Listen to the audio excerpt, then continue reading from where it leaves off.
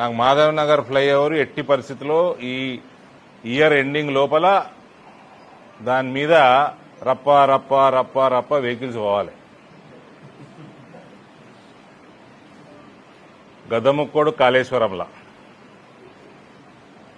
Liquor స్కామ్లా ఇట్లాంటివి ఏమనుకున్నారు బిడ్డే. వాడు ట్యాపింగ్ టిల్లుగాడు ట్యాపింగ్లా, ఈ కార్లా,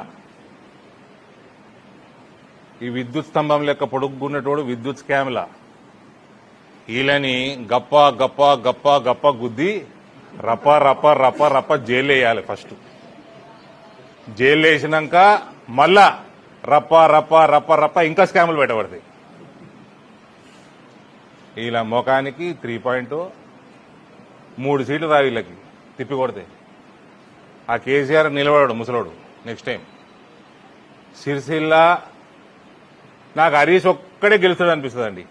ఆ సిద్దిపేట బయట ఆయన కూడా లుటపీస్ ఏం లేదా. సిరిసిల్ల కూడా కేటీఆర్ని ఓడగొడతాం. It is easy and this is coming out from somebody who has demolished his sister's political career.